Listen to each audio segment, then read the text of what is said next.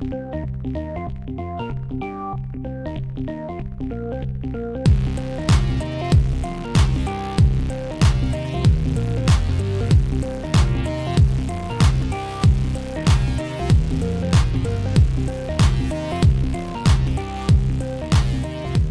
à toutes, bonjour à tous et bienvenue dans ce nouveau live de révision du bac du Figaro étudiant en partenariat avec les bons profs. Je vous le rappelle, le bac c'est maintenant dans 3 mois et il est temps vraiment de s'y mettre, il est temps de commencer réellement les révisions. Alors pour ça au Figaro, on a décidé de vous aider, de vous y encourager. Toutes les semaines, on a un nouvel élément de révision. Aujourd'hui, ce sera les mathématiques et ce sera pour la série S avec vous, Marianne Frison.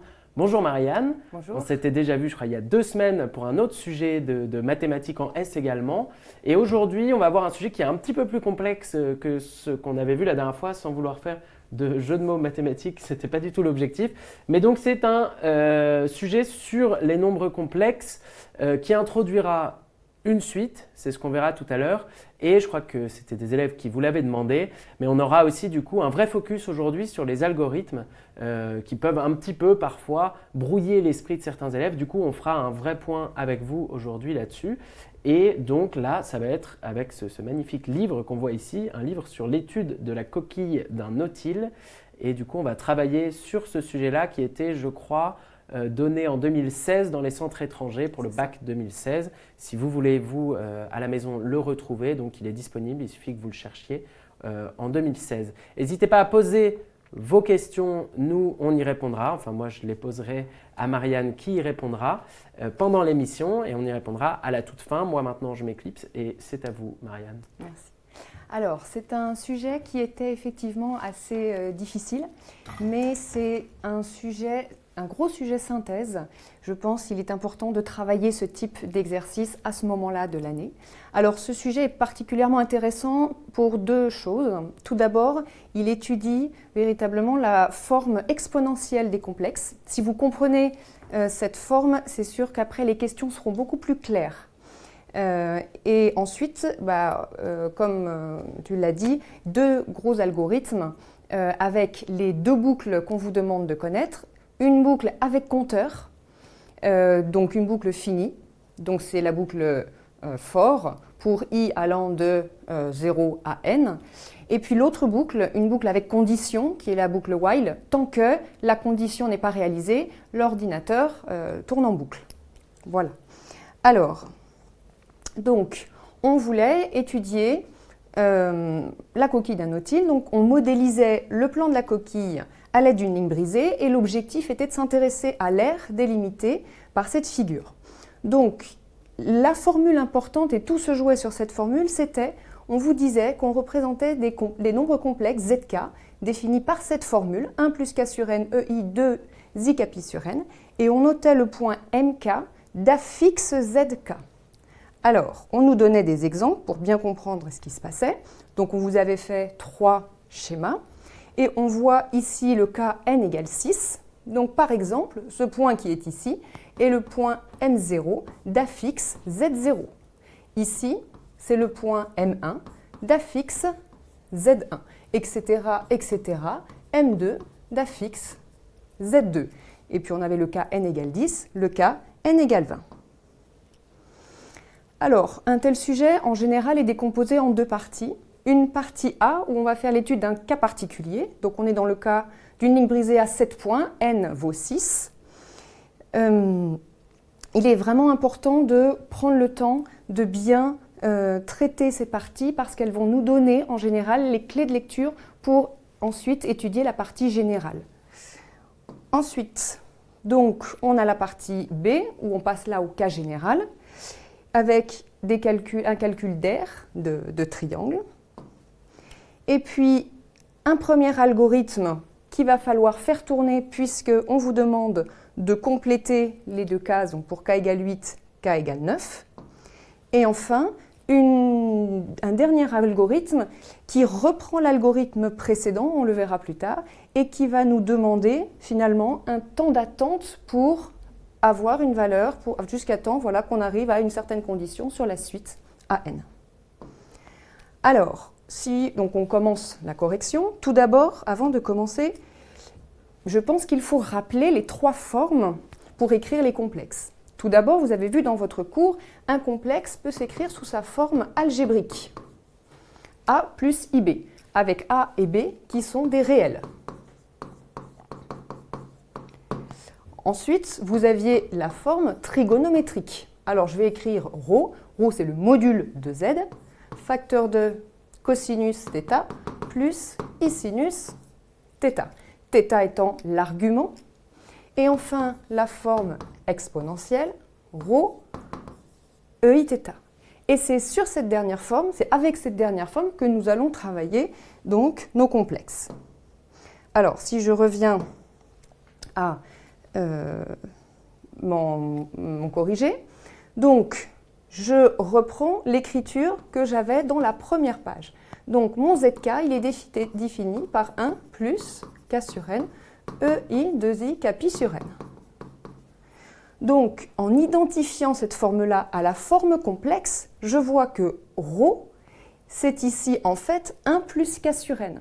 Ça, c'est bien la forme complexe parce que ce nombre-là est un nombre positif.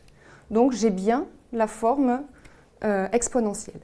Donc, ρk, vous avez en général l'habitude de l'écrire avec des barres. C'est en fait 1 plus k sur n. Et ça, géométriquement, ça s'interprète comme la distance de O à MK, c'est-à-dire la longueur du segment OMK. Et puis j'ai l'angle qui correspond à l'argument du complexe, ZK, c'est-à-dire l'angle que fait le complexe avec l'axe des abscisses, donc UOMK. Et ici, je lis sur ma forme complexe 2kπ sur n. Donc une fois que j'avais bien compris ça, les questions vont paraître plus claires, plus naturelles, il me semble. Alors on commençait une première question. On vous demandait la forme algébrique, cette fois-ci de Z1. Souvent, dans les exercices sur les complexes, on vous demande de travailler avec les différentes formes des complexes. Donc là, on commençait par une forme algébrique, qui après ne servira à rien. On ne l'utilisera pas dans la suite de l'exercice. Donc, je réécris ici, je remplace dans ma formule. Donc, dans ce cas particulier, n est égal à 6 et k est égal à 1.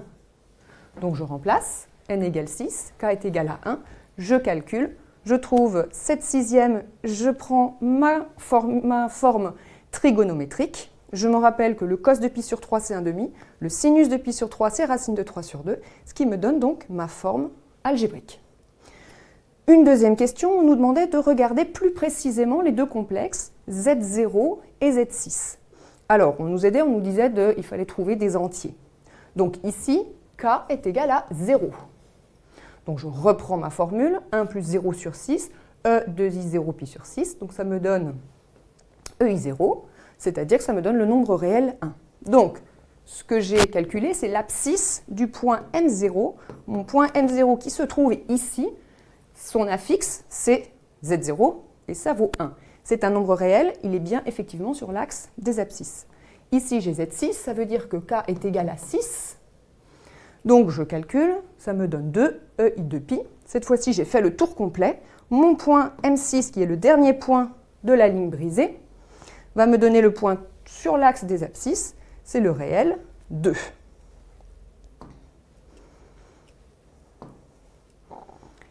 Alors, question suivante. On nous pose dans cette question deux questions. D'abord, il faut trouver la longueur de la hauteur issue de M1. Alors, dans le triangle OM0M1. Ce triangle-là, c'est le premier triangle qui compose mon nautile, toujours dans le cas où n est égal à 6. Et puis ensuite, une fois que j'aurai ma hauteur, on me demande d'établir l'aire du triangle. Alors on commence, j'ai envie d'appeler H1 le pied de ma hauteur. Et puis je vais me placer dans le triangle rectangle OH1M1. Là, j'ai la formule de mon sinus, donc côté opposé sur hypoténuse. J'applique donc ma hauteur divisée par OM1. Ici, OM1, d'après tout ce que j'ai dit, je reconnais le module de Z1. Donc je l'ai ce module, puisque n égale 6, c'est 1 plus 1 sur 6, c'est-à-dire 7/6. Ensuite, OM0M1, c'est-à-dire l'angle qui est ici, comme M0 est sur l'axe des abscisses, U et OM0 sont collinéaires. Donc cet angle-là, c'est le même que celui-là. Et ça, c'est l'argument. Donc l'argument de Z1, c'est θ1, c'est donc 2π sur 6. 2π sur 6, après simplification, c'est π sur 3. Donc, moi, ce que je voulais, c'était ma hauteur. J'applique donc le produit du module par le sinus, 7/6 fois le sinus π sur 3, et ça me donne 7 racine de 3 sur 12. Ça, c'est pour ma hauteur. Maintenant, il me reste à calculer l'aire du triangle. Base fois hauteur divisé par 2. Ma base, c'est OM0. J'avais vu dans la question précédente que c'était 1. Ma hauteur, 7 racine de 3 sur 12. Je divise par 2. Ça me donne 7 racine de 3 sur 24. Alors, on l'a étudié pour le cas n égale 6. Maintenant, on passe à la partie générale. Donc, je me retrouve avec une ligne brisée, cette fois-ci de n plus 1 point. Tout d'abord, c'est toujours intéressant de regarder les premiers cas. Pour n, un entier, on nous dit supérieur ou égal à 2. Alors, ici, on nous demande de déterminer la longueur de OMK. Finalement, on voit que c'est toujours la même chose. OMK, c'est le module de ZK. Le module de ZK, je peux directement dire que c'est 1 plus Kn si j'ai compris la forme complexe de l'exponentielle. Si j'avais envie de travailler un petit peu, je pouvais aussi utiliser la formule du cours qui me disait que le module d'un produit, c'est égal au produit des modules. Donc je pouvais très bien prendre la formule que me donnait l'énoncé, séparer. Donc on sait que le module d'une exponentielle, c'est 1 puisqu'il est sur le cercle trigonométrique, et ça me donne donc 1 plus Kn. Ensuite, on nous demandait de déterminer une mesure des deux angles. Là aussi, maintenant, c'est plus clair. UOMK, c'est l'argument du complexe ZK. L'argument, il nous est donné par l'angle. Donc c'est 2kπ sur n. C'est l'angle UOMK. Donc c'est ce que j'avais appelé dans ma formule θk. Et puis le UMK plus 1, c'est finalement l'argument de ZK plus 1. Donc c'est mon 2k plus 1π sur n. Et c'est ce que j'avais noté, le θk plus 1. On n'avait pas tout à fait fini la question, je reviens, je vois qu'il manque un slide. Donc on nous avait demandé ici de calculer l'angle, je l'ai réécrit ici, donc OMK, OMK plus 1, on demandait de calculer cet angle orienté. Cet angle orienté, l'idée, c'était d'utiliser ces deux qu'on avait utilisés ici.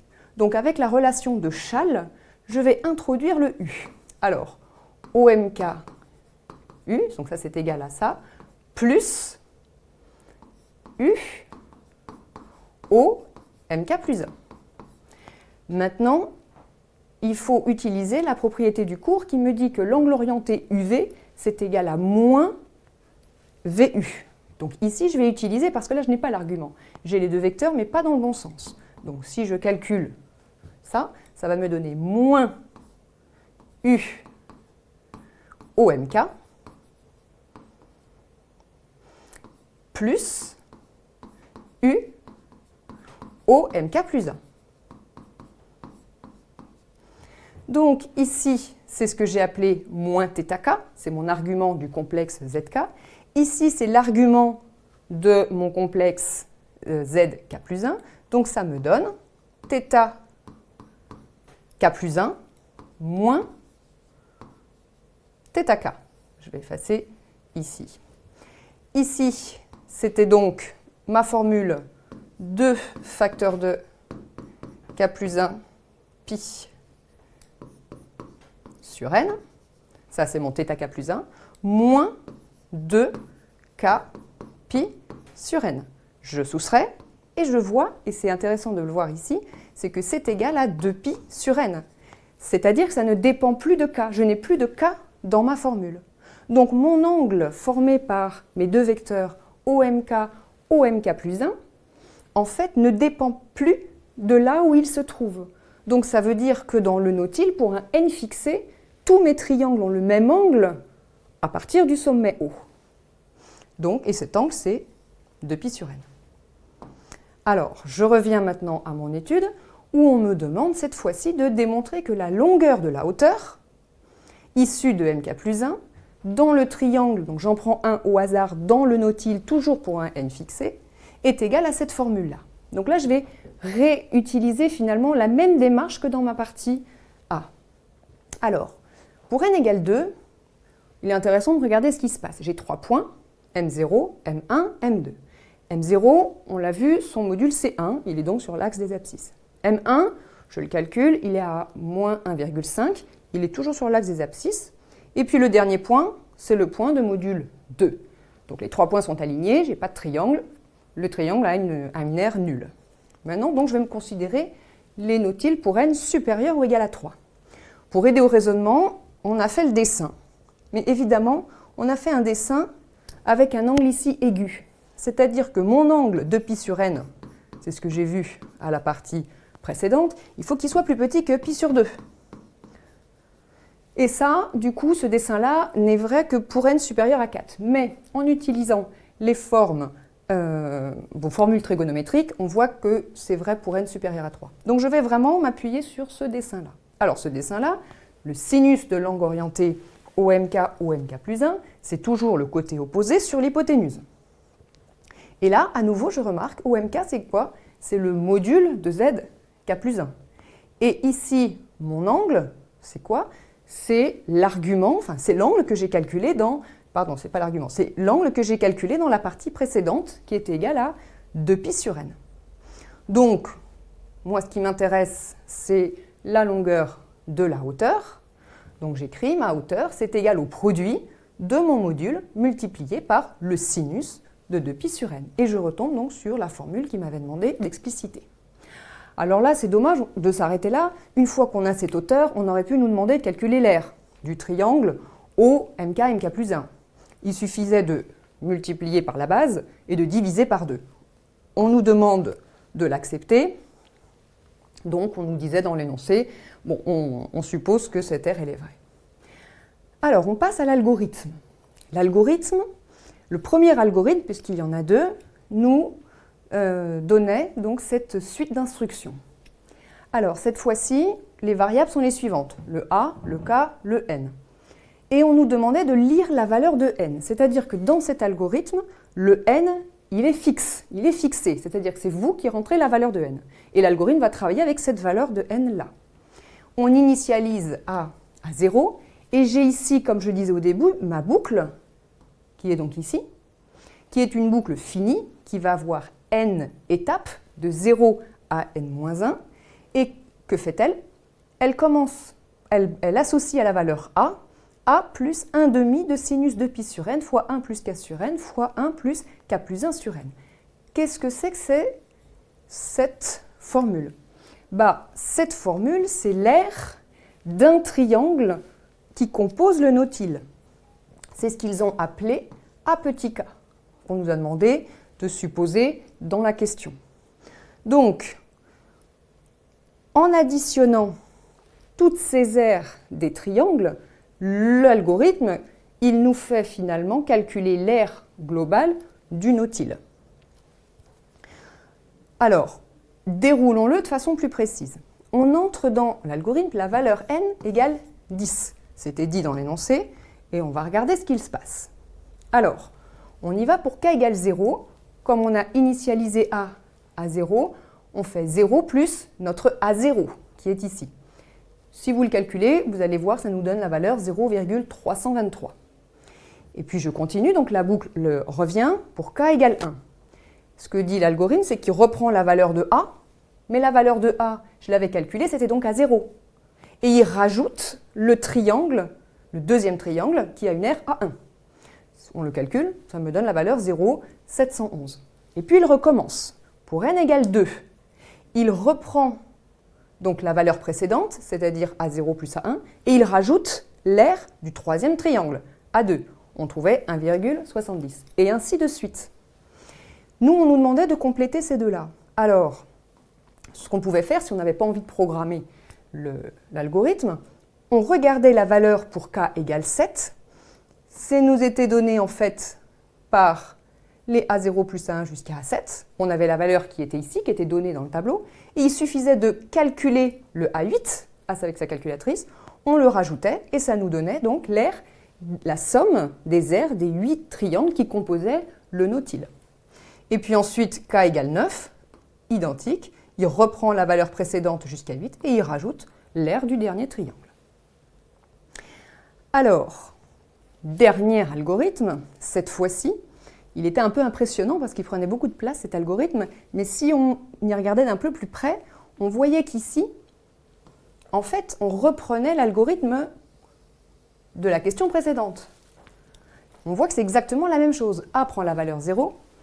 K, c'est notre boucle avec le compteur qui va de 0 à n-1. Ensuite, donc, la somme, etc. Donc, finalement, si je retire cet algorithme pour qu'il prenne moins de place dans le gros et que je le mets ici, cet algorithme n'est utile que pour calculer à un n fixé l'aire de mon nautile. Autrement dit, il me calcule à 0 plus 1 jusqu'à n-1. Donc, j'ai réécrit mon algorithme sans tout écrire, mais juste en me donnant finalement ce que me renvoie comme valeur l'ordinateur. Donc, n prend la valeur 2, j'initialise, a prend la valeur 0, et on vous demandait de dire ici quelle était la condition. On voulait que la suite AN dépasse la valeur seuil 7,2. Tant que A est inférieur à 7,2, on incrémente N. L'algorithme nous calcule l'aire du nautile pour ce N-là. Il regarde, est-ce que A est inférieur à 7,2 ? Non, donc il recommence. Si je regarde pour la première valeur, donc on a dit qu'on prenait le premier n égale 2, il va ici calculer pour n égale 3, puisqu'on incrémente au début de la boucle, donc il va calculer en premier l'aire du nautile pour n égale 3. n égale 3, donc le nautile il a 4 points, 4 triangles. Il calcule cette aire, il regarde, il voit qu'elle est inférieure à 7,2, donc il recommence. Il va calculer, pour n il incrémente 4, il va calculer l'aire du nautile pour n égale 4, et il regarde est-ce qu'elle est inférieure à 7,2. On recommence. Donc finalement, ce que nous fait cet algorithme, c'est qu'il nous demande le temps d'attente, combien de boucles il va falloir faire pour dépasser la valeur seuil 7,2. Alors, du coup, ce qu'on nous demande d'afficher, c'est ce temps d'attente qui est matérialisé par la variable n. Si vous vouliez le programmer, on voit en fait, il est intéressant de voir qu'il fallait faire n égale 20, c'est-à-dire qu'il faut le nautile avec les 21 triangles, les 21 points, pour arriver à dépasser la valeur 7,2. Voilà, et là, quand on arrivait à ça, on arrivait à la fin de cet exercice. Merci beaucoup, Marianne. Je ne crois pas qu'on ait eu beaucoup de questions pendant le cours, enfin en tout cas pendant le corrigé.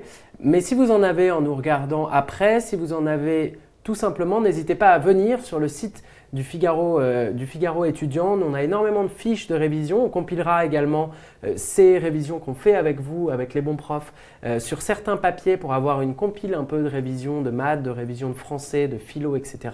On va vraiment aborder toutes les matières principales avec vous. Et, enfin, pas que avec vous, Marianne, parce que sinon ça va être compliqué pour vous. Mais... Et voilà, et tout est disponible vraiment sur le site. Donc n'hésitez pas à venir. Regardez, on a énormément de contenus qui seront très intéressants pour vous à 3 mois du bac. Et on se retrouve la semaine prochaine pour un nouveau corrigé. Et en attendant, bonne semaine à tous. Merci beaucoup.